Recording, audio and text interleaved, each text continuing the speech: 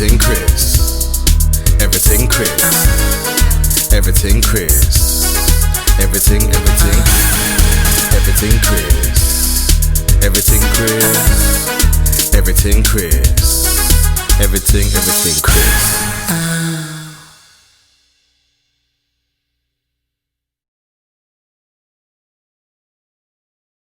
Oh my gosh.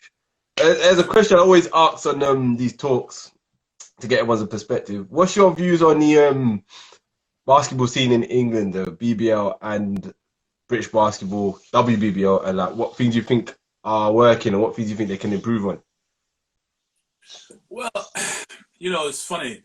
It's such a big topic, and we have to try and sort of keep it into little compartments to understand it better. You know, I made this point on. There's a nice Facebook group called English Basketball History. Okay.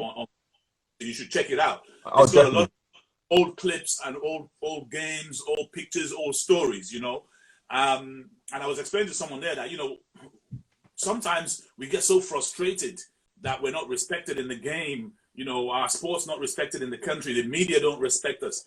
And we get so frustrated that we kind of fight ourselves, you know, and we have to really, what can I say, really be calm as far as that's concerned and communicate, because there's a lot of really good things taking place. You know, I know that, you know, we do what we have in London here. You know, we've got the top league, best British players, great university program, National League opportunities, juniors through the Young Blood Lions. Yeah. So we know that we're in continuity. If you look at Leicester, the amazing situation there, great team, great venue, Loughborough University, academy program, you know, fantastic. Newcastle, so all the clubs are working in this direction. Now, the rest of the sport, when you look at the rest of the National League type situation and you say what's going on, and there's some people that are trying to make it happen. You know, Southampton in Solent, you saw what they did this year. Yeah, they did great. Club, great support, great program, great people. Worthing, what Zaire is doing there with all those people down there.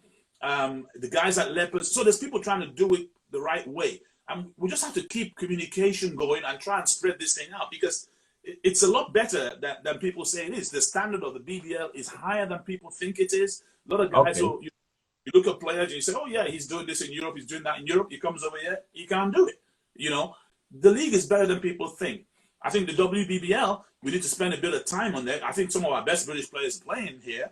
We're just going to spend time in promoting that. You know, we're looking to try and do that a lot more this year with the BA London Lions, try and promote them a bit more. So for me, I'm positive about where we are. I think we just got to keep on focusing in the right direction, all of us together, rather than attacking each other. Because people always say, oh, where's the British players coming from? Blah, blah, blah. It's like, well, they're there. There's a lot of British players there. They are here. They are here. There's loads of them. I've seen loads of British players. Yeah. You know, and I know it's always going to be difficult to persuade a 17-year-old guy or girl that they don't want to go to the States. Oh, no need for you to go to the States. That's going to be difficult, because the States comes with not just the basketball, but the lifestyle and all of that stuff. And the facilities and all sorts for something for them to work with. So I don't want to take that away from them. If you want to go, go. But if you want to stay, you can come to an academy in London here with us. You get coached by Coach Andre, other people from the Lions. We've got dedicated coaches. Coach Andrea will coach with you. You know, Coach Billy, who's in charge of our program there. If you go to university, Coach Dave's going to handle you. You'll train with the BBL men. I mean, there's real opportunities there. You'll get a free education. So I think we just got to stay positive and keep pushing in the right direction. We'll be fine. definitely. I think my take, I've said in a lot of my shows, I think sometimes the marketing, I wish they could put in right places sometimes as well, maybe to boost it up a bit more. Like, you know, put more. I think you're right. But the problem is, you know, we need something to hang the marketing on.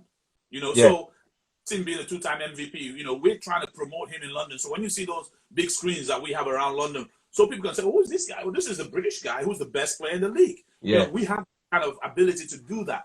But without the media respect, they don't pick up on that. So we saw the article from Justin in the Evening Standard earlier in the week. Imagine if we were having this kind of exposure every week. Then the general fan gets to learn about basketball and starts to find out where their nearest team is. So I think something like The Last Dance. That's going to help us. The Last Definitely. Dance is going to help us, because I'm getting approached by people who don't know anything about basketball. Saying, Yeah, same. Same. We've got to try and capitalize on these kind of things, because Yeah. it's that media space that we can't break into, no matter how hard we try. I mean, we could take an advert on the TV, but it won't resonate without the media sort of joining it and supporting it in what it's about. Definitely. I've always also said as well, I think as well as marketing, have some more interaction with the players themselves. Like, let people meet the players and get to know them a bit more. And that would be a great opportunity, great idea, I think, as well. That will get people to feel like they know who the players are. And then again, yes, I think we're further down the road with that now. I think, if I look at my team and I look at someone like Joe and what he does on social media, Joe is a character out there on social media.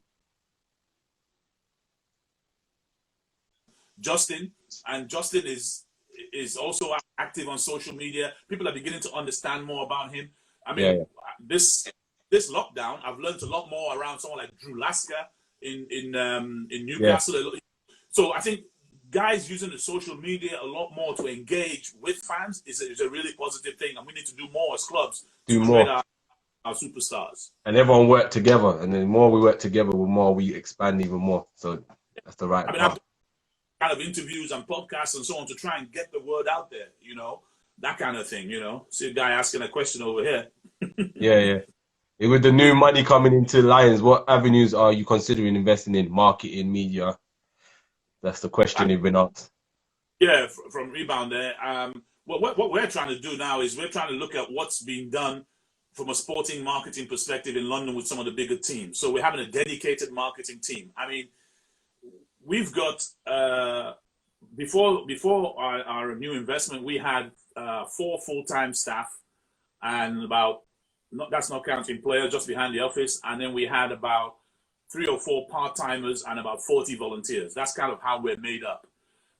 What we're trying to do now is actually have a dedicated media team to create profile, to create programs for us over the season. That's the big thing.